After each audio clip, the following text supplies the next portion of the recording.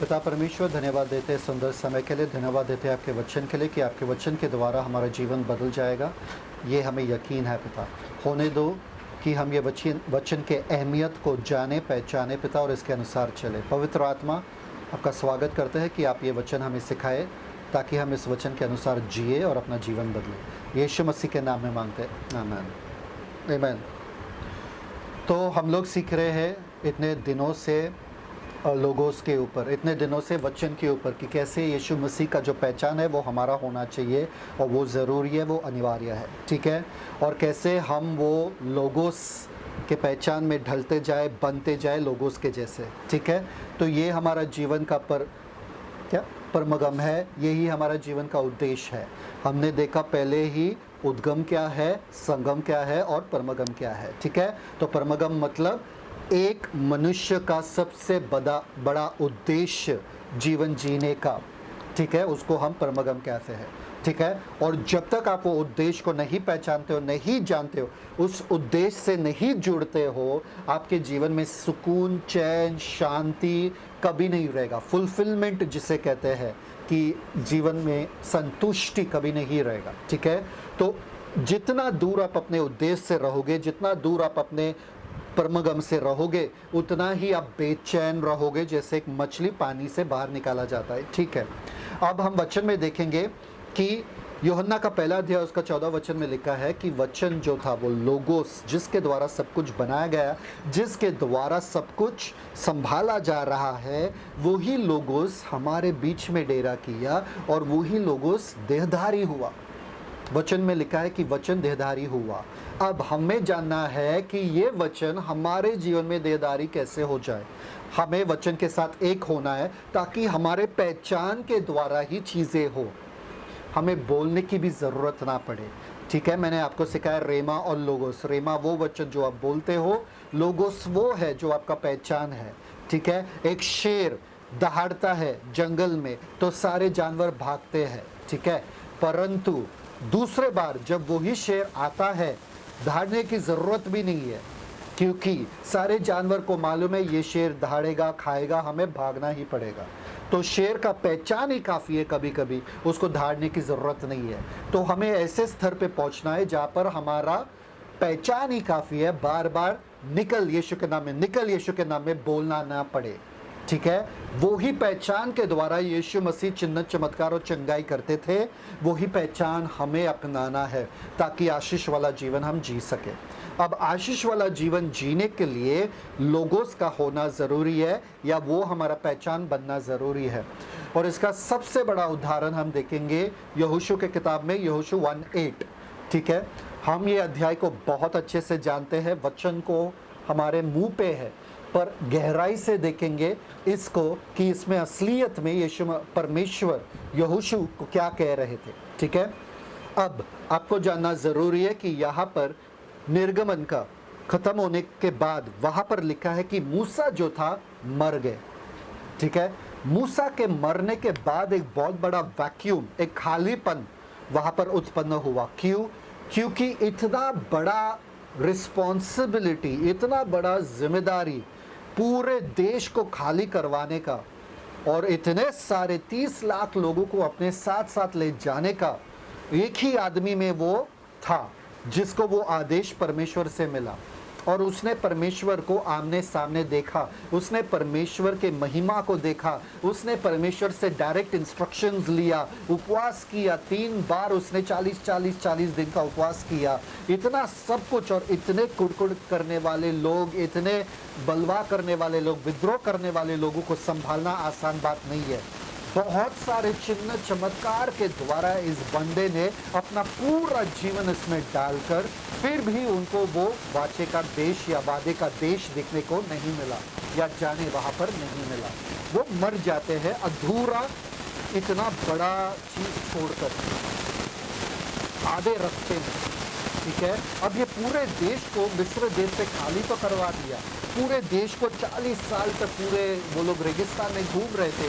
अब समय आ गया कि वादे के देश में प्रवेश करना है, और यहाँ पर ऐन वक्त में मूसा सबसे बड़ा बंदा जो है, जिसके आधार पर और कंधों पर ये पूरा टिका हुआ है, वो मर जाता है। और ऐसे समय पर परमेश्वर आते हैं एक बंदे के पास जिसका नाम है यहोशू, और ये तो जवान है, इसका तो कोई सुनेगा भी नहीं, क्योंकि कभी भी इसने आदेश नहीं दिया किसी को। इनफैक्ट उसने कोशिश भी किया। नंबर्स में अगर आप देखोगे, गिनती में, वो और केलब नामक व्यक्ति ने कोशिश भी किया लोगों को बताने के लिए कि चलो परमेश्वर के विद्रोह खिलाफ ना जाए, अभी के अभी इस देश में जाए और इसके ऊपर कब्जा करे, पर किसी ने उनका नहीं सुना।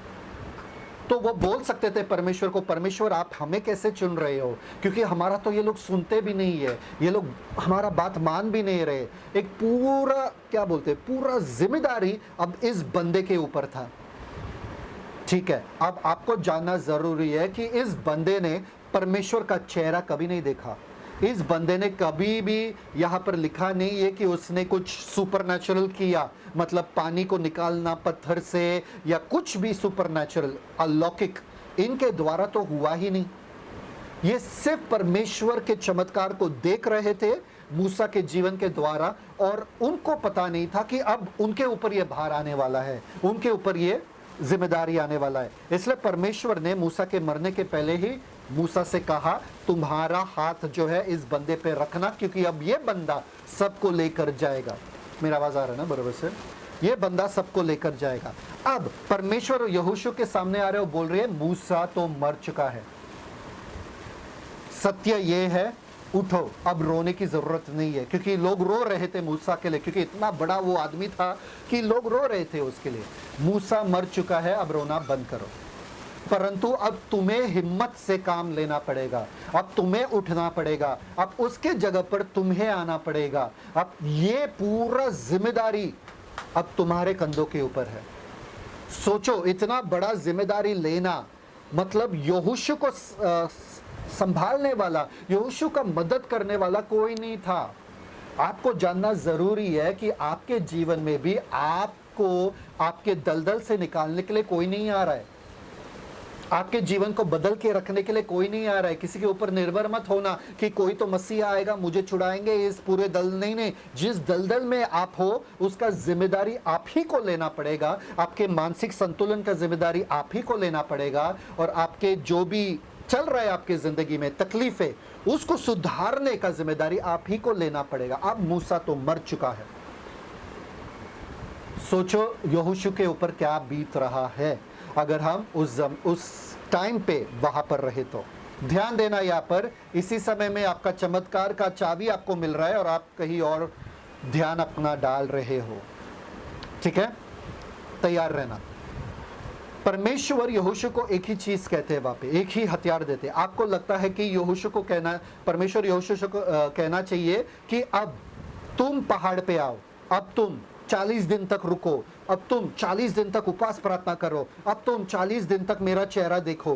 तैयारी के लिए कोई समय नहीं था, खत्म। जो तुम्हारे जिंदगी में तुमने देखा था वो ही तैयारी का समय था। अब तैयारी का समय खत्म हो गया। बैठना बंद करो, उठो। बैठने का समय खत्म हो चुका है, पहाड़ में जाने का समय खत्म हो चुका है। Thank you father. 40 दिन तक बैठने का समय खत्म हो चुका है।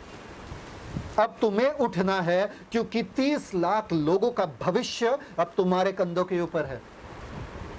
तुम बैठ नहीं सकते हो, तुम मेरा चेहरा नहीं देख सकते हो, तुम ये नहीं बोल सकते हो मुझे महिमा दिखाओ, वो सब टाइम खत्म हो चुका है। यहोशू उठो। और सबसे पहले चीज वहां पर परमेश्वर उनको क्या कहते हैं, बाइबल है आपके पास, चेक करो। यहोशू का पहला अध्याय उसका 7वां वचन देखो। सब लोग बाइबल खोलो। यहोशू का पहला अध्याय उसका 7वां वचन। Thank you father.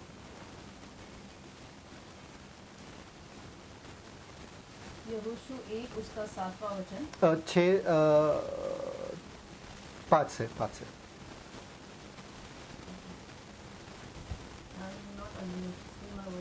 No unmute 5। यहोशू 1 उसका 5वां वचन। तेरे जीवन भर कोई तेरे सामने ठहर न सकेगा, जैसे मैं मूसा के संग रहा वैसे ही तेरे संग भी रहूंगा, और न तो मैं तुझे धोखा दूंगा और न तुझको छोड़ूंगा। Perfect pause. ठीक है, यहाँ पर परमेश्वर उनको क्या कह रहे पता है आपको? परमेश्वर कह रहे कि कोई भी मनुष्य तुम्हारे सामने खड़े नहीं हो सकेगा, ठीक है, खड़ा नहीं हो सकेगा, और जैसे मैं मूसा के साथ था वैसे ही तेरे साथ रहूंगा, मैं तुझे धोखा नहीं दूंगा। परमेश्वर यहोशू को वचन दे रहे, दर्शन नहीं, वचन दे रहे। समझ में आ रहा है आपको? यहोशू के पास सिर्फ वचन था कि देखो मूसा ये सब कर सकता था क्योंकि वो मेरे साथ चल रहा था, बस भरोसा रखना, मैं तुम्हारे साथ हूं, मैं तुम्हें धोखा नहीं दूंगा, तू जा आगे, भले मैं दिखूं कि ना दिखूं। क्या आपके पास उतना भरोसा है कि यीशु मसीह ने कहा बीमारों के ऊपर हाथ रखो बस वो चंगे हो जाएंगे? नहीं, जब तक मेरा पूरा बदन हिलेगा नहीं, जब तक मेरे रोंगटे खड़े नहीं होंगे, तब तक मैं मानूंगा नहीं कि यीशु मसीह मेरे साथ है। मुझे तो अंदर से महसूस होना चाहिए, ये वो नहीं। आपको महसूस हो कि ना हो, इतना जानो मैं तुम्हें धोखा नहीं दूंगा, मैं तुम्हारे साथ रहूंगा। यहोशू, मैं तुम्हारे साथ रहूंगा। दर्शन के बिना, हाँ मैं तुम्हारे साथ रहूंगा, पर मुझे वो ही करना पड़ेगा जो मूसा ने किया ना, 40 दिन तक उपवास। पर नहीं, इतना ही है तुम्हारे लिए वचन, मैं तुम्हारे साथ रहूंगा। जाओगे तुम? अगर परमेश्वर के तरफ से आपके लिए वचन आया, क्या आप उसके अनुसार जियोगे? क्या आप उसके अनुसार करोगे? क्या उसके अनुसार जाओगे? या बोलोगे नहीं परमेश्वर, जब तक मैं आत्मा से पूरी तरीके से ना भरूं, जब तक मेरे नहीं। परमेश्वर चाहते जो लिखित वचन तुम्हारे सामने है, क्या तुम इतना विश्वास करते हो कि वो वचन मेरा वचन है? अगर आप विश्वास करते हो तो उसके अनुसार आपको जीना पड़ेगा, चाहे आपको महसूस हो कि ना हो। सब लोग सुन रहे? सब लोग सुन रहे? Thank you father. चाहे आपको महसूस हो कि ना हो, ठीक है। उसके बाद वो कहते हैं वर्स 6, ये रीड वर्स 6 रीड। वचन 6, इसलिए हियाव बांधकर दृढ़ हो जा, क्योंकि जिस देश के देने की शपथ मैंने इन लोगों के पूर्वजों से खाई थी, उसका अधिकारी तू इन्हें करेगा। मतलब यहां पर परमेश्वर कह रहे कि जो चीज मैंने उनके पूर्वजों से कहा, जो चीज मूसा ने शुरू किया, मैं तुम्हारे द्वारा वो पूरा करूंगा। मतलब जो चीज अधूरा है, परमेश्वर वो जिम्मेदारी हमारे ऊपर डालना चाहते हैं। क्या हम विश्वास योग्य है? बस वचन को माने और चले, वचन को माने और चले। ऐसे लोगों के ऊपर परमेश्वर अपना पूरा जिम्मेदारी डाल सकते हैं, ऐसे लोगों के ऊपर विश्वास कर सकते हैं जो वचन को ऐसे मानते हैं कि वो अपने जीवन में तुरंत वो कर जाते हैं। वचन में लिखा है कि लोगों को क्षमा करो, मैं तुरंत क्षमा करूंगा, मुझे फर्क नहीं पड़ता है मुझे कैसा लग रहा है या नहीं लग रहा है। वचन में लिखा है हर दम मुझे आनंदित रहना है, मुझे फर्क नहीं पड़ता है मेरे जीवन में क्या हो रहा है, मैं आनंदित रहूंगा, क्योंकि वचन में लिखा है कि मैं आनंदित रहूं। मुझे फर्क ही नहीं पड़ता है, मैं कभी निराश हो नहीं सकता हूं। क्यों निराश नहीं हो सकता? क्योंकि वचन में लिखा है कि उसका आनंद, यीशु मसीह ने कहा मेरा आनंद मैं तुम्हें दिया जा, मेरा शांति मैं तुम्हें दिया जा रहा हूं। तो अगर परमेश्वर स्वयं यीशु का शांति मेरे पास है, तो कोई भी तूफान से मेरा दिल घबरा नहीं सकता है। ठीक है, आगे 8 वचन में यहोशू से क्या कहते हैं, देखो वापे 7, हाँ 7 रीड 7। थैंक यू फॉर वचन 7, इतना हो कि तू हियाव बांध कर और बहुत दृढ़ होकर जो व्यवस्था मेरे दास मूसा ने तुझे दी है, उन सब के अनुसार करने में चौकसी करना, और उससे न तो दाएं मुड़ना और न बाएं। तब जहां जहां तू जाएगा वहां वहां तेरा काम सफल होगा।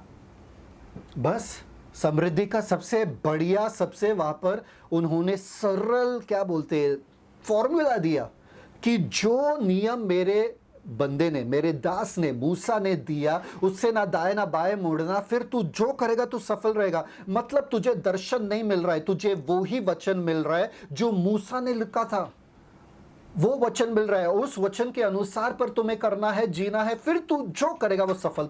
वो क्या हमें एक ऐसा कुंजी मिल रहा है यहाँ पे जिसके वजह से हम ध्यान नहीं दे रहे इस कुंजी पे, जिसके वजह से हमारा जीवन में आशीष नहीं है। तो आपको ध्यान देना यहाँ पे, आपको ज्यादा प्रार्थना की जरूरत नहीं है, आपको ज्यादा उपवास की जरूरत नहीं है, आपको बस वचन पर काम करने की जरूरत है, वचन पे मनन करने की जरूरत है, वचन के साथ एक होने की जरूरत है। जिस दिन वचन और आप एक हो गए, आपके सांसें भी वचन ही हो जाएगा, आपका सांसें भी प्रार्थना हो जाएगा, आपका जीवन आराधना हो जाएगा और आपका पूरा जीवन परमेश्वर को भाएगा और महिमा देगा। और इसी वचन के लिए, जिस वचन वो कुंजी है, सफल जीवन का कुंजी है, शांति वाला जीवन का कुंजी है, आनंद वाला जीवन का कुंजी है, उसी वचन के लिए हमारे पास टाइम नहीं है। हमने बाइबल खोला नहीं, हमारा जीवन अच्छा चल रहा है, पूरे दिन भर हम बिंदास है, हमें फर्क ही नहीं पड़ता है, हमें लगता ही नहीं कि हमारा दिन अधूरा जा रहा है, और अगले दिन जाके उठ के हम बोलते कि हमने बाइबल पढ़ा ही नहीं, ओ बाइबल पढ़ा नहीं। इतने आसानी से हम कहते हैं। परमेश्वर को उनके वचन से आप अलग नहीं कर सकते हो। नहीं, मैंने प्रार्थना किया पर वचन नहीं पढ़ा, चलता है पास्टर, चलता है, परमेश्वर मेरे दिल को जानते हैं।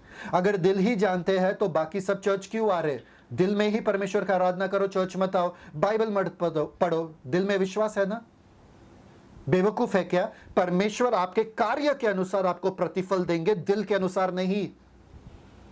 एक दिन मैं आपको मिथियोस, जो ग्रीक शब्द है रिवॉर्ड, यीशु मसीह कह रहे मैं आ रहा हूं और मेरा रिवॉर्ड, प्रतिफल मेरे पास है तुम्हें देने के लिए। तुम्हारे दिल में जो था उसके अनुसार नहीं, तुम्हारे कार्य के अनुसार। चाहिए तो प्रकाशित वाक्य पढ़ो, हर कलीसिया को यही कहा है, मैं तुम्हारे कामों को जानता हूं, मैं दिलों को जांचता हूं पर कामों को जानता हूं। अगर आपके काम आपके दिल के अनुसार नहीं है, दोनों अलग अलग है, मतलब कार्य कुछ और कर रहे हो, दिल, हाँ दिल पर में कुछ फर्क नहीं पड़ता भैया। बाइबल बंद रखो, आपका जीवन मुसीबत में ही रहेगा, आपको आपका जवाब नहीं मिलेगा। यहीं पे बंद करे क्या कि लोगों को समझ में आ रहा है? आवाज आ रहा है मेरा कि रुक रुक के जा रहा है? परफेक्ट, ठीक है। तो आपका कार्य जरूरी है। आपको पता है यहोशू को जब परमेश्वर यहां पर कह रहे कि तुम्हारे पास सिर्फ मूसा का नियम है, उससे तुम्हें पढ़कर उसके अनुसार करना है, पढ़कर करना है। उसमें काम था पढ़ने में। भाई आपके जिंदगी में, आपके जीवन में कितने लोग हैं बताओ मुझे? 5, 6, 7, 30 लाख लोगों का कुड़कुड़ सुनने वाले यहोशू को टाइम निकालना पड़ा वचन पढ़ने के लिए। वचन पढ़ने के लिए टाइम निकालना पड़ा। 30 लाख लोगों का कुड़कुड़ सुनना, और वो कह रहे, वो उनको पता है कि मूसा तो चला गया, अब क्या होगा यहोशू, हमको यहीं पे मरना पड़ेगा, तुम कैसे लेके जाओगे? आपको पता है मूसा ने कितने राजाओं के साथ युद्ध लड़ा? किसी को पता है? यहाँ पे तो हाथ ऊपर करो, कितने राजाओं के साथ मूसा ने युद्ध लड़ा? किसी को पता है? किसी का हाथ ऊपर जा रहा है? बताओ मुझे। किसी का भी हाथ ऊपर नहीं जा रहा है। जीनियस। 2 राजा के साथ, 2 राजा के साथ, भजन संहिता में भी लिखा है 2 राजा के साथ। एक कौन? ओग और सिहोन का राजा, ये वो समझ में आया? वो साइड पे अमोरी लोगों से सिर्फ 2 राजा, बाशान का और सिहोन का, 2 राजा बस। आपको पता है यहोशू को कितने राजाओं के साथ लड़ना है? अब जाके आगे 30 राजा से ज्यादा, मतलब 31 राजाओं से यहोशू को लड़ना है। मूसा ने सिर्फ 2 से लड़ा। इतना शक्तिशाली बंदा होकर सिर्फ 2 राजाओं का सामना किया। यहोशू को 31। ये लोग सोचते रहेंगे यहोशू तू लड़ेगा कैसे? मूसा ने तो लड़ा और जीता क्योंकि परमेश्वर थे तुम्हारे साथ, तो कुछ दर्शन वर्शन कुछ भी नहीं है। उनको टाइम निकालना पड़ा वचन पढ़ने के लिए, क्योंकि उनको पता था अगर मैं वचन नहीं पढ़ूंगा, इसके अनुसार नहीं जीऊंगा, मेरा जीवन सफल नहीं हो सकता है। जितना ध्यान हम अपने चार्जर पे लगाते हैं कि अगर चार्जर नहीं रहेगा तो मोबाइल बैटरी डाउन हो जाएगा, उतना ध्यान अगर बाइबल पे रखे ना, हमारा जीवन सफल हो जाएगा, सफल हो जाएगा। आपके जीवन में और कोई समस्या नहीं है, सिर्फ वचन का समस्या है कि आप वचन पढ़ नहीं रहे हो, आप वचन को वो स्थान नहीं दे रहे हो, जिसके वजह से आप जो भी आफतें आपके जिंदगी में आ रही है ना, वो उसी के वजह से है। क्योंकि जिसका मन तेरे वचन पे लगा रहेगा, पूरे बाइबल में आप पढ़ो, भजन संहिता में पढ़ो, उसका हृदय हमेशा स्थिर रहता है। दाऊद ने कहा मेरा हृदय स्थिर है परमेश्वर, मेरा हृदय स्थिर है क्योंकि तू ही मेरा भरोसा है। आपका हृदय चंचल है, मुश्किलों को देख के सोच के मेरा मन घबरा रहा है, मुझे रोना आया इसके बारे में सोच के, उसके बारे में सोच के। यीशु मसीह ने भी कहा शिष्य से, क्यों विचार तेरे दिल में आता है जिसके वजह से तुम भयभीत होते हो। लूका में,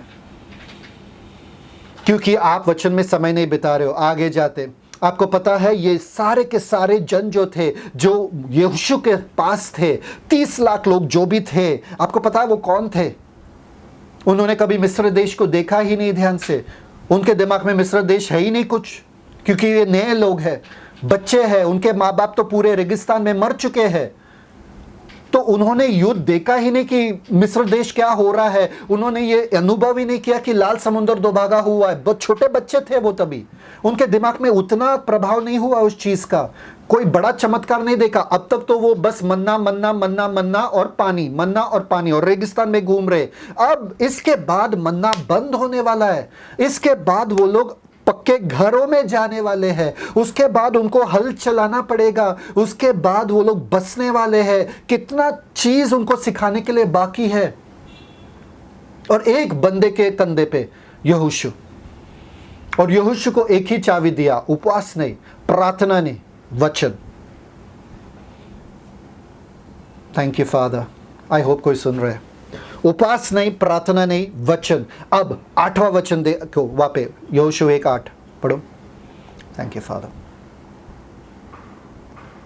यहोशू 1:8, व्यवस्था की यह पुस्तक तेरे चित्त से कभी ना उतरने पाए, इसी में दिन रात ध्यान दिए रहना, इसलिए कि जो कुछ उसमें लिखा है उसके अनुसार करने की तू चौकसी करे, क्योंकि ऐसा ही करने से तेरे सब काम सफल होंगे और तू प्रभावशाली होगा।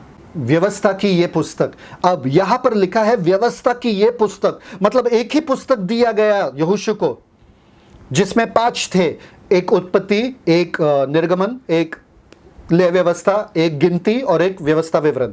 ठीक है, यहोशू को के पास यही पुस्तक था, नियम। ठीक है, एक ही पुस्तक था, तोरा, जिसे कहते हैं हिब्रानी में तोरा। तोरा का मतलब जिंदगी जीने का बुद्धि, जीवन जीने का बुद्धि।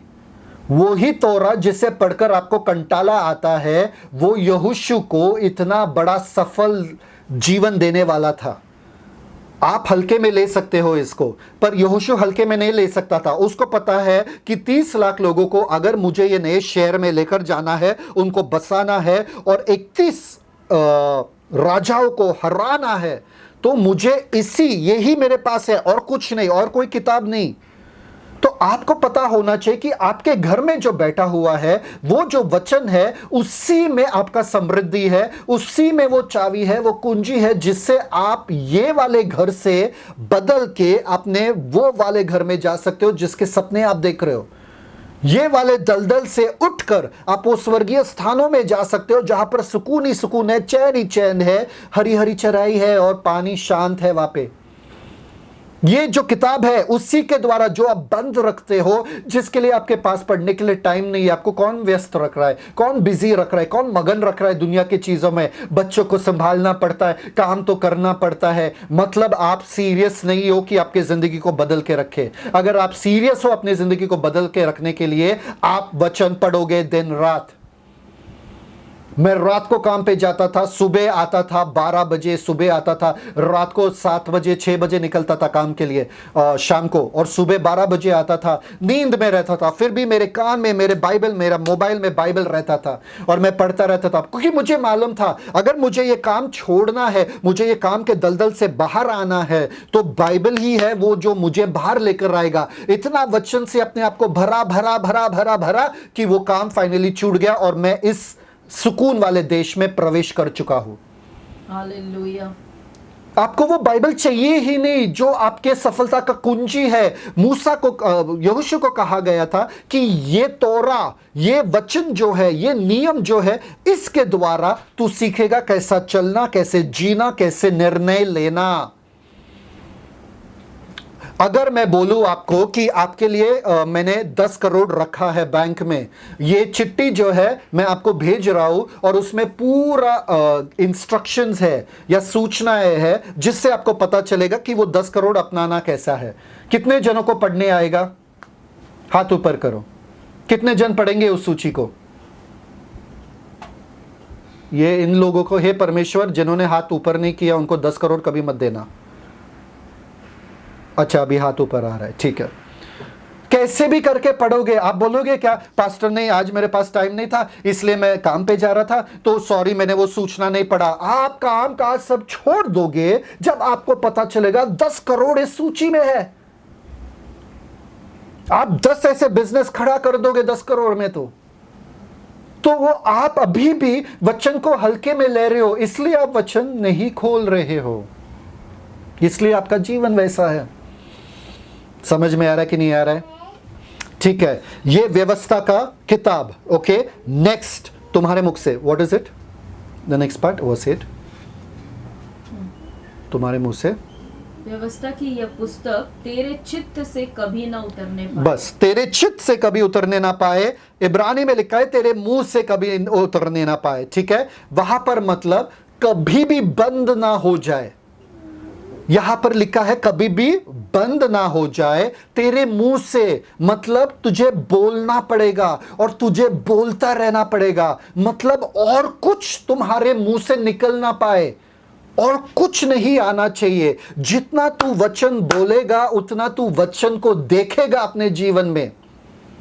यह सबसे पहला स्तर है, सबसे पहला पड़ाव है। सबसे पहला पड़ाव यह है कि वचन को प्रथम स्थान दो। दूसरा, उसको बोलते रहना, बोलते रहना। इब्रानी में लिखा है वहां पे कि तेरा सफलता तेरे मुंह पे निर्भर है, तेरे शब्दों पे निर्भर है। तू कौन से शब्द इस्तेमाल करता है। तू कमजोरी वाला शब्द इस्तेमाल करता है, तू असफलता वाला शब्द इस्तेमाल करता है, तू हारा हुआ, मेरे जीवन में कुछ नहीं चल रहा है, अच्छा मेरे जीवन में तो परेशानी परेशानी, मेरे पति कब बदलेंगे, मेरे पत्नी कब मेरे बच्चे, मेरे हालात कब बदलेंगे। अगर ये बोलते रहोगे वो ही देखते रहोगे। ये सत्य है, मानो कि नहीं मानो। जितना जल्दी मानोगे उतना जल्दी उठोगे उस दलदल से। यहां पर लिखा है तू बोलते रहे बस। 5 किताब, इसलिए आज तक यहूदी लोग इस 5 किताब को याद रखते हैं। किसी को भी अगर अपने जीवन को बदलना है उनको यह बोलना पड़ेगा, क्योंकि ये आपके शब्दावली के ऊपर इसको प्रभुता करना पड़ेगा। कमजोर वाले शब्द आपके मुंह से निकलना चाहिए, और ये मतलब निकल जाना चाहिए आपके शब्दावली से, और वचन उसके ऊपर आना चाहिए। मतलब मेरे मुंह से कमजोरी के शब्द आने ही नहीं चाहिए, श्राप वाले शब्द आने ही नहीं चाहिए। मेरे मुंह से ऐसे शब्द आने ही नहीं चाहिए जिससे परमेश्वर को मतलब परमेश्वर के खिलाफ हो। शैतान का भाषा मेरे मुंह से आना नहीं चाहिए। ये दुनिया का भाषा बहुत कमी है, अरे गैस का क्या होगा, अरे बहुत परेशानी है, मेरे घर में बहुत घटी है, अरे पैसा टिकता ही नहीं है मेरे पास, नौकरी मिलता ही नहीं है मुझे। नहीं, ये सब आपके मुंह से आना ही नहीं चाहिए, वचन ही आना चाहिए। मैं उस पेड़ के जैसा हूं जो परमेश्वर के भवन में रोपित किया गया हूं, और मैं फलता रहता हूं, मैं फल लाता रहता हूं, मैं हमेशा तृप्त रहता हूं, मैं हमेशा सफल रहता हूं। जो वचन में है वो ही बोलते रहना। ये वचन जो है मतलब निरंतर निरंतर। परमेश्वर कह रहे यहोशू, अगर तू चाहता है कि 30 लाख लोगों को उस कैनान लैंड में लेकर जाए, तुझे वचन ही बोलना पड़ेगा बहुत सख्ती रीति से। जब हम कॉल सेंटर में थे, अगर किसी बहुत टाइम जा रहा है तो मुझे बोल दो, ठीक है। जब हम कॉल सेंटर में थे, हमको बोला गया था कि कभी भी हिंदी का इस्तेमाल मत करना, क्योंकि तुम अंग्रेजी लोगों से बात कर रहे हो तो तुमको अंग्रेजी में ही बात करना पड़ेगा। अगर हिंदी का एक शब्द भी आया तो तुमको इस कॉल सेंटर से बाहर जाना पड़ेगा।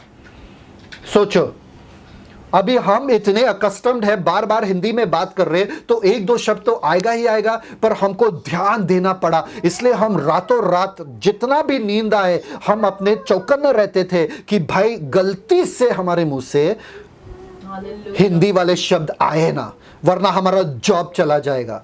वैसे ही आपको रहना है। गलती से शैतान का भाषा, कमजोरी शरीर का भाषा और दुनियादारी वाला भाषा मेरे मुंह से आना ही नहीं चाहिए, क्योंकि मेरे सफलता का राज इसी में है, कुंजी इसी में है कि मैं वचन का घोषणा करते रहूं, वचन बोलते रहूं। Yes. आई होप किसी को वचन मिल रहा है कुछ, ठीक है। तो उन्होंने कहा कि तुमको ये कहना ही पड़ेगा। आपको पता है जोएल 3:10 में क्या लिखा है? जो कमजोर है वो कहे कि मैं बलवान हूं। बलवंत या बलवान, करेक्ट। जो कमजोर है वो कहे कि मैं बलवान हूं। वहां पर यह नहीं लिखा है जो कमजोर है वो महसूस करे कि मैं बलवान हूं। वहां पर यह नहीं लिखा कि जो कमजोर है वो प्रार्थना करे कि मैं बलवंत हो जाऊं।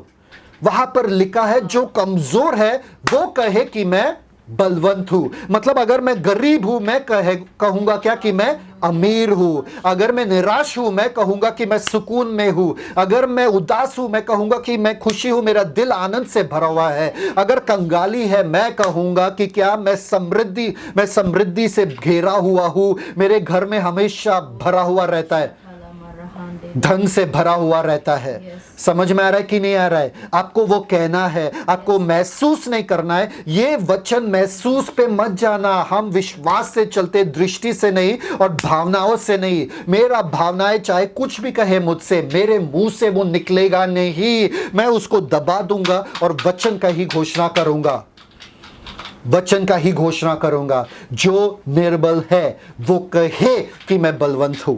जो गरीब है वो कहे कि मैं धनी हूं। जो ऐसा लग रहा है कि निराश है वो कहे कि मैं आनंद से भरा हुआ हूं। उसने मुझ पर आनंद का वस्त्र डाल दिया, हर्ष का तेल उंडेला है मेरे सर के ऊपर।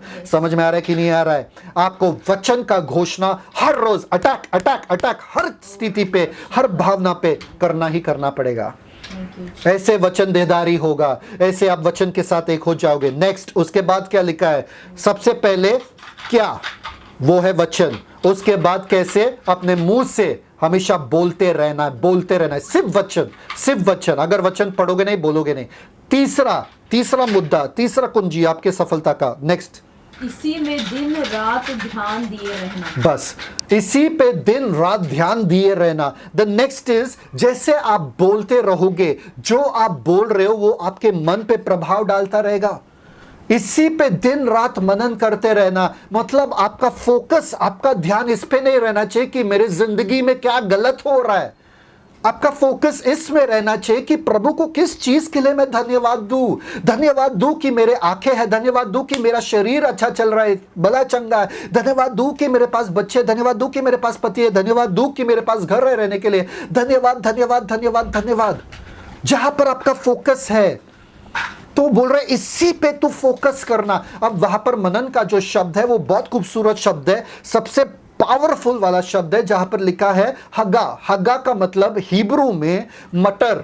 मटर का मतलब क्या है? बोलते रहना, बोलते रहना। और मटर का यह भी मतलब है, हगा का मतलब यह भी है, रिहर्स अगेन एंड अगेन, वापस से। जैसा A for apple, B for ball, A for apple, B for ball. बच्चे से कैसे बुलवा के अब नींद में भी पूछो A for apple, B for ball.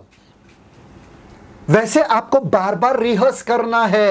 मसीह में आनंदित रहो, सदा आनंदित रहो, मसीह में आनंदित रहो, सदा आनंदित रहो, मुझे आनंदित रहना है, हर समय में आनंदित रहना है। निवेदन के साथ मेरे सारे बोझों को यीशु के ऊपर डालना है, सारे बोझों, क्योंकि वो मेरा ध्यान रखता है, मेरा ख्याल रखता है, मेरा चिंता करता है। हर रोज बोलते रहना है, बोलते रहना है, बोलते रहना है, जब तक आपके मन में जड़ ना पकड़ ले। समझ में आ रहा है कि नहीं आ रहा किसी को? और वहां पर हग्गा का जो शब्द है, मैंने पहले भी सिखाया था आपको कि यशाया में ये हगा वाला शब्द जो है इस्तेमाल किया गया एक शेर के दहाड़ने के लिए। जब एक शेर दहाड़ता है वो ये मेडिटेट वाला वर्ड यूज होता है, हगा, मतलब growl, roar like a lion, chew like a lion, like a cow and roar like a lion. आपको रोर करना पड़ेगा, दहाड़ना पड़ेगा परमेश्वर के वचन को। जब बीमारी आ रहा है शरीर में, आपको बोलना यीशु के कोड़े खाने से मैं चंगा हो चुका, दीर्घायु से वो तृप्त करेगा मुझे। कोई भी दुर्घटना, कोई भी मृत्यु, कोई भी दुष्टता धर्मी जन के पथ पर हो ही नहीं सकता है। यहोवा धर्मी है और धर्मी जनों के ऊपर आशीष रहता है, और मैं धर्मी हूं यीशु मसीह में, इसलिए मेरे सर पे हमेशा आशीष ही रहता है। आपको घोषणा करना है, रोर करना है। दहाड़ना है कि मैं नहीं जानता हूं, मेरा दहाड़ जो है वो वचन वाला दहाड़ ही रहेगा। समझ में आया कि नहीं आया सबको? तो यहां पर आपको पता होना चाहिए कि आपको बोलते रहना है, बोलते रहना है, मनन करता रहना है जब तक वो आपके मन में जड़ ना पकड़ ले, आपके अवचेतन मन में ना जाए। और जब वो आपके अवचेतन मन में जाएगा, आप कैसा जाएगा आपके अवचेतन मन में? वहां पर लिखा है दिन रात। दिन रात का मतलब क्या है? इब्रानी में कंटिन्यूअली, मतलब परमेश्वर स्ट्रेस दे रहे यहोशू को कि इसके अलावा तुम्हारे दिमाग में और घुसना ही नहीं चाहिए और जाना ही नहीं चाहिए कुछ और। इसके अलावा किसी और चीज के बारे में सोचना ही मत। गैस मिल रहा है कि नहीं मिल रहा है, पैसा आ रहा है कि नहीं आ रहा है, कर्ज चुकाना है कि नहीं चुकाना है, डॉक्टर का रिपोर्ट क्या है, और किसी चीज पे ध्यान लगाना ही मत। दिन रात, दिन रात मतलब आपका ये जीवन शैली होना जरूरी है। वचन का घोषणा करना, वचन का बोलना, बोलना बोलना बोलना बोलना बोलना, ये आपका जीवन शैली होना चाहिए। कंटिन्यूअली इन एवरी कंडीशन, हर स्थिति में, हर परिस्थिति में 24 आवर्स कॉन्स्टेंटली वचन वचन वचन। डांटना है अपने बच्चे को तो वचन के द्वारा ही डांटो। बोलो, वचन में लिखा है एक मूर्ख का पीठ जो है ताड़ना के लिए ही पड़ा है या लाठी के लिए बनाया गया है। अपने बच्चों से वचन के द्वारा ही बात करो। समझ में आ रहा है? सबको सुनाई दे रहा है? ठीक है। अब पांचवा मुद्दा, पहला मुद्दा क्या है? वचन, वो सबसे प्रथम रहेगा। फिर उसके बाद क्या है? बोलना। दिन रात मुझे बोलना है, फिर मनन करना है दिमाग में। ठीक है, वचन, बोलना, मनन करना। ठीक है, उसके बाद नेक्स्ट वन क्या है? और वो भी दिन रात करना है, कंटिन्यूअली, मतलब ये आपका जीवन शैली होना चाहिए। चौथा मुद्दा, जीवन शैली होना चाहिए। ये एक दिन का नहीं, 2 दिन का नहीं, जब लगता है तभी करूंगा नहीं, आपको दिन रात करना है। ठीक है, उसके बाद पांचवा क्या होगा? खूबसूरत, वहां पर लिखा है ताकि, क्या लिखा है आगे? 18 दाएं बाएं मुड़ना, तब जहां नहीं 18 व्यवस्था की यह पुस्तक तेरे चित्त से कभी ना उतरने हाँ, पाए, इसी में दिन रात ध्यान दिए रहना, इसलिए कि जो कुछ उसमें लिखा है उसके अनुसार करने की तू चौकसी करे। ताकि तू चौकसी करे, उसके में जो कुछ लिखा है। मतलब जितना आप बोलते रहोगे, जितना आप ध्यान देते रहोगे, जितना आप दिन रात उसी में मसरूर और मगन रहोगे, उतना ही वो आपके जीवन के द्वारा दिखेगा। मतलब वो लोगोस, वो वचन जिसको आपने प्रथम स्थान दिया, वो देहदारी होगा, वो आपके कार्य के द्वारा दिखेगा, वो आप उसके अनुसार ही जियोगे। अगर निराशा वाला थॉट्स पे आप मनन करते रहोगे कि मैं उदास हूं, मेरे जीवन में कुछ नहीं हो रहा है, आपके कार्य में क्या होगा? फुर्ती आएगा कि आप और सुस्त हो जाओगे, और सुस्त हो जाओगे। क्यों? क्योंकि आपका मन लग ही नहीं रहा है चीजों में जो आप कर रहे हो। पर जब आप वचन पे ध्यान दे रहे हो, उतना ही आपका जीवन शैली, उतना ही आपका कार्य वैसा ही होगा। मतलब आप वचन जियोगे। वहां पर लिखा है, जो शब्द लिखा है वहां पे ऑब्जर्व टू डू, वो शब्द यूनानी में प्रैक्टिस करना होता है। प्रैक्टिस क्या कहते हैं? प्रैक्टिस को अभ्यास करना होता है, कार्य में लाना होता है, और उसको संभाल के रखने में होता है। मतलब जितना आप मनन करोगे, आप ध्यान दोगे हर एक चीज पे, हर एक कदम पे, जब भी आप चल रहे हो, जब भी आप कुछ कर रहे हो, नहीं ये गलत है, मुझे नहीं करना चाहिए, ये गलत है, ये सही है, ठीक है, इसके अनुसार ऑटोमेटिकली आपका जीवन परमेश्वर को भाएगा, ऑटोमेटिकली आपका जीवन परमेश्वर को महिमा देगा। समझ में आ रहा है? चौकसी रख, मतलब तुझे ध्यान देना पड़ेगा, तू कैसा बिहेव कर रहा है, आपका जीवन कैसा है, कैसा आप व्यवहार कर रहे हैं लोगों के सामने, आपको चौकसी देना, क्योंकि आपके जीवन को देखे ही लोग परमेश्वर के पास आते हैं या तो नहीं आते हैं। और अगर आप उस पर ध्यान नहीं दे रहे हो, और ध्यान कब नहीं दोगे? जब आपका मनन कुछ और है, आपका बोलना कुछ और है, तो ध्यान, आपका जीवन कुछ और ही हो जाएगा। आप वचन जीना शुरू करोगे जब आप वचन पे मनन करोगे और वचन बोलना शुरू करोगे और वचन को प्रथम स्थान दोगे दिन रात उस पे। फिर उसके बाद क्या लिखा है? उसके बाद तब क्या? तब जिस चीज के लिए आप अब रुके हो, तब वो होगा, क्योंकि ऐसा ही करने से तेरे सब काम सफल होंगे। एक मिनट, क्योंकि ऐसा ही करने से, अब क्योंकि ऐसा ही करने से, बस ऐसा ही करने से, वहां पर ये नहीं लिखा है ऐसा भी करने से। वाह, हालेलुया। मतलब इसके अलावा और कोई जरिया नहीं है तुम्हारे सफलता का, इसके अलावा और कुछ है नहीं। मतलब प्रार्थना और वचन पढ़ने से या फास्टिंग और वचन पढ़ने से नहीं, ऐसा ही करने से, मतलब वचन के अनुसार जीने से ही एक ही जरिया है आपका सफलता का। तो आप किसी को बोल नहीं सकते हो पास्टर मेरे लिए प्रार्थना करो कि सफल हो जाऊं मैं। नहीं, ये नहीं होने वाला। मैं आपके लिए प्रार्थना नहीं कर सकता हूं। मैं चाहूंगा कि आप सफल हो जाए, जैसे कि यूहन्ना में लिखा है, दूसरा यूहन्ना में, तीसरा यूहन्ना में, कि मैं चाहता हूं, यूहन्ना खुद कहता है कि तुम सफल हो जाओ। मैं चाहता हूं। हम चाह तो सकते हैं पर हम उसके लिए प्रार्थना नहीं कर सकते, क्योंकि ये आपके हाथों में है कि आप वचन पे मनन करो, बोलते रहो और अपने मार्ग को स्वयं सफल करो।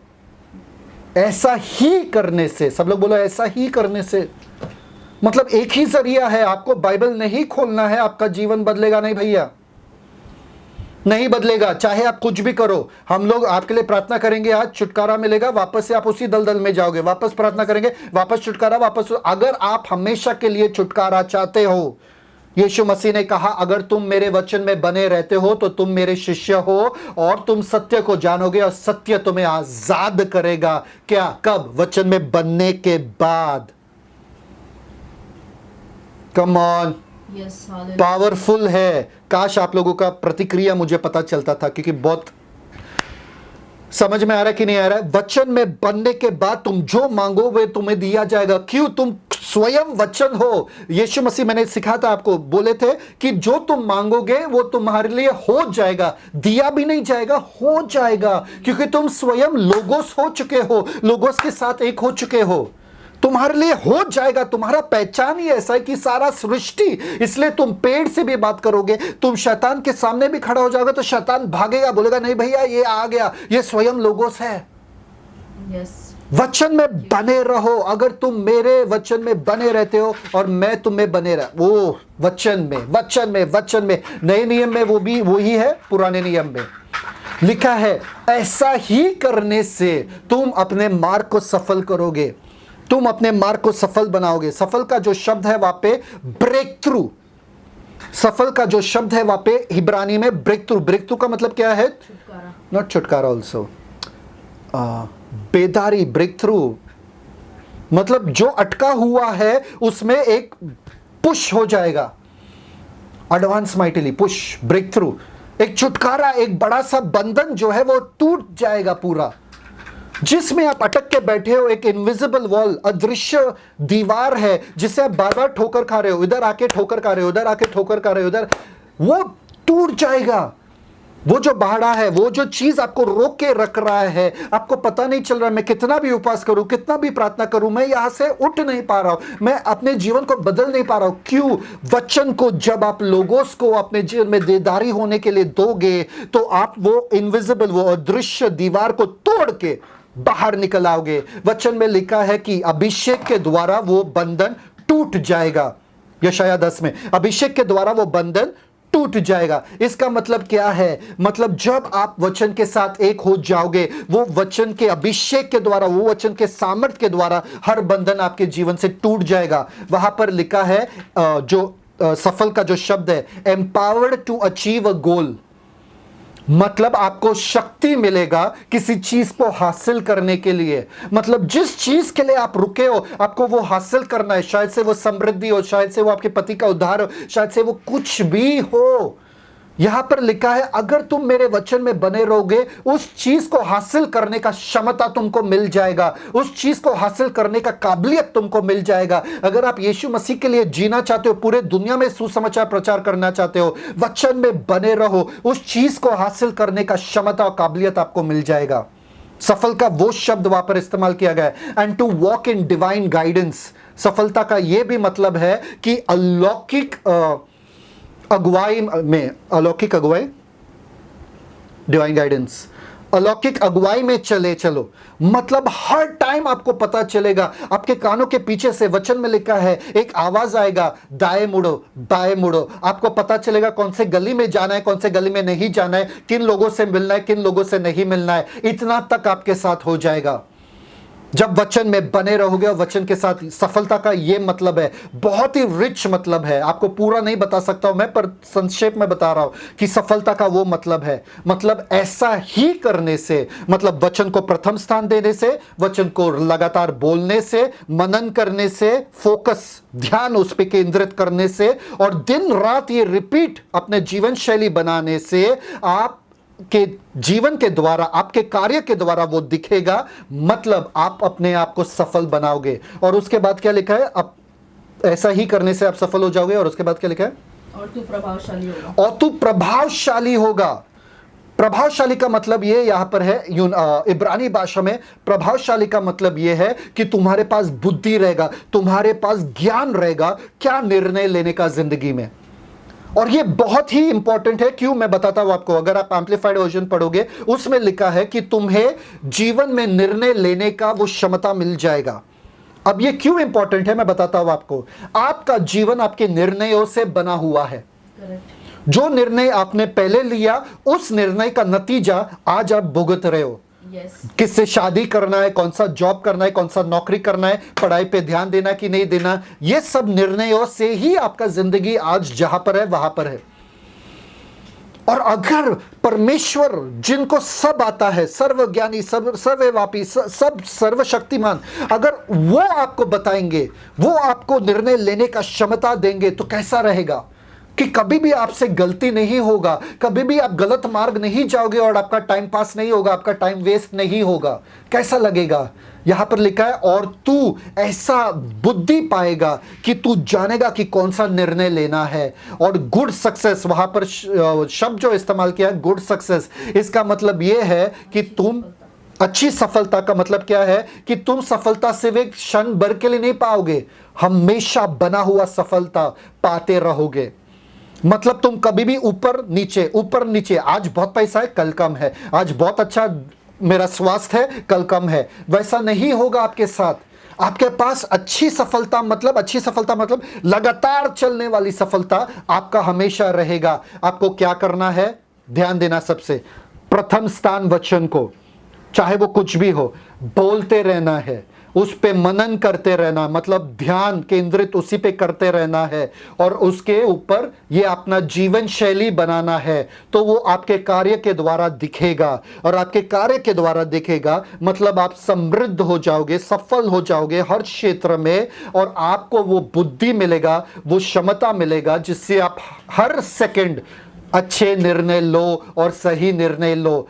आपका सफलता आपके हाथों में है। वहां पर लिखा है कि आप अपने मार्ग को सफल करोगे, परमेश्वर के हाथों में नहीं है। परमेश्वर आपकी समृद्धि को रोक के नहीं रख रहे, परमेश्वर आपके छुटकारे को रोक के नहीं रख रहे, आपके हाथों में है। इसलिए आपको क्या करना है, फॉर एग्जाम्पल आपको वचन लेना है। अगर मैं वचन पढ़ूंगा और मैं खोलूंगा भजन संहिता उसका 112 ब्यूटीफुल चैप्टर, जितना 23 और 91 को ध्यान देते, अगर 112 को भी देंगे तो बहुत खूबसूरत होगा। भजन संहिता 112, यहोवा की स्तुति करो, क्या ही वो धन्य है वो पुरुष जो यहोवा का भय मानता है और उसके आज्ञाओं में अति प्रसन्न रहता है। यहोवा का भय मानना मतलब यहोवा के आज्ञाओं में अति प्रसन्न, मतलब तुम्हारा प्रसन्नता, तुम्हारा आनंद। अरे लोगों के साथ अगर आप बात करोगे शॉपिंग के बारे में, गांव जाने के बारे में, इतना आनंदित होते हैं चीजों के बारे में। कैसे दुनियादारी के बातों में आप इतना आनंद कैसे पा सकते हो। हमसे बातें करो वचन के बारे में, जब आप हमसे बातें करो ना, हमें आनंद होता है, उसका मन हमेशा आनंदित रहता है, प्रसन्न रहता है। दूसरा, उसका वंश पृथ्वी पर पराक्रमी होगा। क्यों किसकी वजह से, उसके प्रार्थनाओं की वजह से, उसके उपवास के वजह से नहीं, क्योंकि वो परमेश्वर के वचन से प्रसन्न रहता है, दिन रात मनन करता रहता है। उसका क्या, उसका वंश पृथ्वी पर पराक्रमी होगा। आप एक चीज कर सकते हो अपने बच्चों के लिए, आपके वंशज के लिए, आपके वंश के लिए एक चीज कर सकते हो, वचन में बने रहो। प्रॉपर्टी बैंक बैलेंस खत्म हो जाएगा, आपके बच्चों के पास शायद से वो कभी नहीं रहेगा। मेरे माँ बाप ने भी प्रॉपर्टी बनाया, कुछ नहीं रहा मेरे पास, मुझ तक पहुंचा नहीं, पर उन्होंने एक चीज किया, वचन पे मनन। और आज मैं आशीषित हूं क्योंकि मेरे माँ बाप ने वचन पे मनन किया। यहां पर लिखा है उसके वंश पृथ्वी पर पराक्रमी होंगे, सीधे लोग की संतान आशीष पाएगी। मतलब जो प्रसन्न करते हैं अपने आप को परमेश्वर, ऑटोमेटिकली आपके बच्चों पे आशीष आता है। ऑटोमेटिकली आपको सोचना नहीं पड़ेगा, आपको प्रार्थना करने की जरूरत नहीं अपने बच्चों के लिए। बस वचन पे मनन और वचन के आधार पर चलो। ना केवल आपका जीवन आशीषित होता है, आपके बच्चों का जीवन भी आशीषित होता है। उसके बाद क्या लिखा है, सीधे लोगों के लिए अंधकार के बीच में ज्योति उदय होती है। कोई सुन रहा है, किसी के जीवन में थोड़ा आग लग रहा है अभी कि सारे लकड़ी गीले ही है। Yes, thank you, Jesus. यहां पर लिखा है सीधे लोगों के लिए जिनका मन परमेश्वर के वचन में बना रहता है, अंधकार के बीचों बीच ज्योति उदय होता है। परफेक्ट। सीधे लोगों के लिए अंधकार, सब लोग बोलो, सब लोग घोषणा करो, अंधकार के बीच में मेरे लिए ज्योति उदय होता है। अंधकार के बीच में मेरे लिए ज्योति उदय, सब लोग बोलो अपने मुंह से, अंधकार के बीच में मेरे लिए ज्योति उदय होता है। अंधकार के बीच में मेरे लिए ज्योति उदय, बोलो बीमारी के बीच में मेरे लिए स्वास्थ्य ज्योति उदय होता है। बीमारी के बीच में मेरे लिए स्वास्थ्य उदय होता है। कोई अनम्यूट मत करना, Yes. म्यूट करो, म्यूट करो। Yes, thank you, Father. समझ में आ रहा है कि नहीं आ रहा है? गरीबी के बीच में जब मुझे गरीबी दिख रहा है तभी समृद्धि मेरे लिए उदय होता है। बोलो गरीबी के बीच में मेरे लिए समृद्धि उदय होता है। मेरे लिए समृद्धि उदय होगा। निराशा के बीच में मेरे लिए आशा उदय होता है। हालेलुया। बोलो निराशा के बीच में मेरे लिए आशा उदय होता है। बोलो सब लोग। मेरे लिए आशा उदय होता है। उदासी के बीच में मेरे लिए आनंद उदय होता है। उदासी के बीच में मेरे लिए आनंद उदय होता है। आमीन। यही रोज घोषणा करो। उसके बाद देखो वहां पर क्या लिखा है, वो अनुग्रहकारी, दयावंत और धर्मी होगा। वो व्यक्ति अनुग्रह करता है और उधार देता है और ईमानदारी के साथ वो अपने काम करता है और उसका कल्याण होता है। मेरा कल्याण होता है क्योंकि मैं यहोवा के वचन पे प्रसन्न रहता हूं। मेरा तो कल्याण ही होता है। बोलो मेरा कल्याण होता है।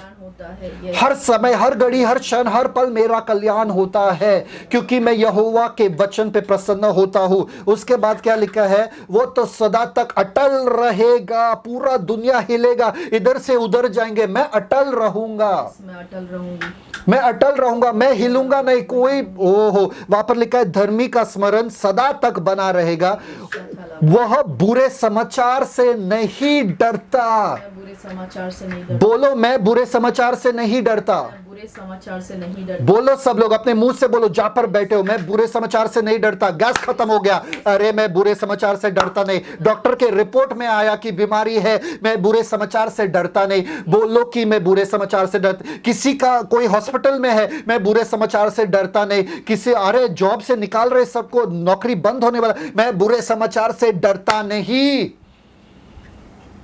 आपको बोलना पड़ेगा, आपको बोलना पड़ेगा। वो बुरे समाचार से डरता नहीं, उसका हृदय यहोवा पर भरोसा रखने से स्थिर रहता है। ओ हो, ऐसा आपको वचन का घोषणा करना है। वो बुरे समाचार से डरता है, उसका हृदय यहोवा पर भरोसा रखने से, मेरा हृदय यहोवा पर भरोसा रखने से स्थिर है। घोषणा करो हर रोज, मेरा हृदय स्थिर है। जब भी आपको डरने की, आपको लग रहा है बहुत डर लग रहा है, बहुत तनाव सा लग रहा है, मेरा हृदय यहोवा पे भरोसा रखने से स्थिर है, स्थिर है, स्थिर है। मैं डरूंगा नहीं, मैं डगमगाऊंगा नहीं, मैं अटल रहूंगा। बुरे समाचार से मेरा कुछ हानि नहीं होगा, मैं डरूंगा नहीं। सिंपल, मेरा हृदय स्थिर है। अरे हार्ट अटैक हो नहीं, मुझे हार्ट अटैक हो नहीं सकता, मेरा हृदय स्थिर है। हृदय का रोग मुझे नहीं हो सकता, मेरा हृदय स्थिर है क्योंकि मेरा भरोसा यहोवा है। जो खाना मैं खा रहा हूं उसके ऊपर भरोसा नहीं, जो लोग मेरे इर्द गिर्द में उसके ऊपर भरोसा नहीं, ये सिस्टम के ऊपर भरोसा नहीं, गवर्नमेंट के ऊपर भरोसा नहीं, मेरे बॉस के ऊपर भरोसा नहीं, मेरे पैसा, कितना पैसा मेरे बैग में उसके ऊपर भरोसा नहीं। मेरा हृदय स्थिर है क्योंकि मेरा भरोसा यहोवा है। इसलिए मेरा पैसा कम हो जाए तो भी मेरा हृदय स्थिर है, अगर डॉक्टर का रिपोर्ट आए तो भी मेरा हृदय स्थिर है। मेरा भरोसा यहोवा है। ऐसा आपको घोषणा करना है, रोज अंगीकार कर। कैसा आपका जीवन होगा सोचो जरा। शैतान के पास कोई अवसर ही नहीं मिलेगा, इसलिए वो ढूंढता रहता है अवसर, किसे फाड़ खाए, और उनको फाड़ खाता है जो चिंता करते हैं, क्योंकि वो अब दिखा रहे कि मेरा हृदय स्थिर नहीं है। Thank you father. उसके बाद लिखा है वहां पे, थैंक यू फादर, उसका हृदय संभला हुआ है। उसका हृदय क्या? संभला हुआ है, वो डरता नहीं, वो बेचैन नहीं होता है, अशांत नहीं होता है, उसको रात को सुकून का नींद मिलता है। वो इधर से उधर, उधर से इधर, इधर से उधर, अरे रात को नींद ही नहीं आया, पूरा बदन नहीं, वो नहीं हो सकता है, क्योंकि वो स्थिर है, सुकून से पापा के हाथों में, गोद में सोता है। वो रात को सुकून से मेरा यहोवा मेरा ख्याल रखता है और मेरे लिए वो काफी है, सुकून से सोता है। अरे रात को ही बुरा समाचार आया, अरे रात को ही तुमको पता चला ये वो, अब कल क्या होगा, कैसे करोगे, कुछ फिक्र नहीं, सुकून से बच्चे के जैसे सो जाओ, क्योंकि मेरा हृदय संभला हुआ है। 8वां वचन, और उसके बाद इसलिए वह न डरेगा वरन अपने शत्रुओं पर दृष्टि करके संतुष्ट होगा। वो नहीं डरेगा, वो देखेगा वो बीमारी कैसा खत्म हो रहा है, वो देखेगा वो गरीबी कैसा खत्म हो रहा है, वो देखेगा कि हर मुश्किल कैसा, हर पहाड़ कैसा खत्म हो रहा है। अनुग्रह, अनुग्रह, वो पहाड़ को चिल्लाओ, अनुग्रह वो पहाड़ को खत्म कर देगा और उसको मैदान बना देगा। आपको डरने की जरूरत नहीं है। फिर उसके बाद वहां पर लिखा है, उसने उदारता से दरिद्रों को दान किया और उसका धर्म सदा बना रहेगा और उसका सिंह उद्धार के साथ ऊंचा किया जाएगा। आपका सर ऊंचा किया जाएगा। कैसे? परमेश्वर के वचन पे मनन करने से। और दुष्ट इसे देखकर कुड़ेगा, वह दांत पीस पीस कर जल जाएगा। वो लोग आपके जीवन को देख के जलेंगे और बोलेंगे, अरे ऐसा शांति कैसे किसी के जीवन में रह सकता है। आप बोलोगे सिर्फ एक ही मुझे स्थिर करता है, और वो दर्शन नहीं, वो प्रार्थना नहीं, वो उपवास नहीं, सिर्फ वचन। क्योंकि मेरे यहोवा, मेरे पापा ने साफ साफ लिखा है कि अगर मैं उस पर भरोसा करूंगा, वो मुझे कभी भी छोड़ेगा नहीं, कभी भी त्यागेगा नहीं। इसलिए मेरा हृदय संभला हुआ है, मेरा घर संभला हुआ है, मेरा शरीर संभला हुआ है, मेरा पैसा संभला हुआ है, मेरा सब कुछ संभला हुआ है। ओहो, वचन पे मनन करने से आप अमीर सफल हो सकते हो। बस आपके सारे जीवन का सारा सब कुछ जो भी है वो वचन मनन करने से ही है। एक आखिरी पॉइंट में आप लोगों को कहना चाहता हूं, आपको पता है क्या नए नियम में ऐसा कोई था जिसने वचन पे मनन किया और वो अमीर बना? कोई है क्या? किसी को पता है? हाथ ऊपर करो, सबके हाथ ऊपर ही है। किसी को पता है नए नियम में किसी ने वचन के ऊपर इतना ध्यान किया, इतना मनन किया कि वो अमीर हो गया? है? पता है कौन है? वो नौजवान, वो रूलर जो यीशु मसीह के पास आए, वो सूबेदार जो यीशु मसीह के पास आए, या जो भी है, क्या बोलते हैं उसको, सूबेदार नहीं, सूबेदार या जो रूलर था, वो यीशु मसीह के पास आए और बोले कि अनंत जीवन के लिए मैं क्या करूं? पता है उधर क्या लिखा है? उसने बोला, यीशु मसीह ने बोला कि जो भी आज्ञाएं है, जो मूसा ने लिखा है, उससे तू रख। उसने बोला लड़कपन से ही मैं रखते आया हूं, मतलब मैंने पूरा का पूरा नियम जो है वो रख लिया। देखो ध्यान से, फिर यीशु मसीह को उन पे प्यार आया। वहां पर लिखा है यीशु मसीह उनसे प्यार करने लगे। ओहो, नियम के रखने से यीशु मसीह को प्यार आया कि भाई ये बंदा सच में, इसका हृदय बहुत ही खूबसूरत है कि उसने नियम को रखा। उसके बाद यीशु मसीह ने कहा, जो कुछ तुम्हारे पास है वो बेच के मेरे पास आ जाओ, मेरे पीछे हो लो, तुमको बहुत कुछ मिलेगा, सब कुछ मिलेगा। पर वो निकल गया वहां से। क्यों? वहां पर लिखा है क्योंकि वो बहुत ही धनी था। नियम के रखने से वो बहुत धनी हो गया। मतलब जो परमेश्वर ने यहोशू से कहा वो असल में उसके जीवन में पूरा हुआ, नियम के रखने से। अगर नियम के रखने से वो इतना धनी हो सकता है, अनुग्रह में और कितना धनी हमें होना चाहिए, सोचो जरा। तो यीशु मसीह का दिल वो लोग जीत लेते हैं जो उनके वचन को प्रथम स्थान देते हैं। अगर परमेश्वर के नियम को इस बंदे ने प्रथम स्थान दिया और यीशु मसीह के दिल को जीत लिया, आप और मैं अगर यीशु मसीह के वचन को प्रथम स्थान दे, और कितना यीशु मसीह को खुशी होगा और कितना प्यार करेंगे हमसे। समझ में आ रहा है कि नहीं आ रहा है? और धन तो आता ही रहेगा, आता ही रहेगा, समृद्धि तो आता ही रहेगा, सफलता आता ही रहेगा। इसलिए आज आपको निर्णय लेना है कि लोगोस को अपने जिंदगी में देहदारी होने के लिए मुझे क्या करना है? वचन को प्रथम स्थान, मेरे मुंह से वो हमेशा निरंतर निकलना चाहिए, मेरे चित्त से, मेरे मन में हमेशा वो बना रहना है, मेरा ध्यान केंद्रित उसी के ऊपर होना चाहिए, मेरे जीवन में निरंतर दिन रात मेरा जीवन शैली वो होना चाहिए, और मेरे हाथों के द्वारा मेरे कार्य से वचन दिखना चाहिए। तब मैं अपने आप को सफल बनाऊंगा और अच्छा सफलता में अनुभव करूंगा, समृद्धि अनुभव करूंगा, मुझे बुद्धि मिलेगा निर्णय लेने का। यीशु को एक ही चीज कहा, वचन पे मनन, और आपको भी वो ही करना है। अगर वचन पे मनन करोगे तो ही समृद्ध और धनी रहोगे और बने रहोगे। समझ में आ रहा है कि नहीं आ रहा है?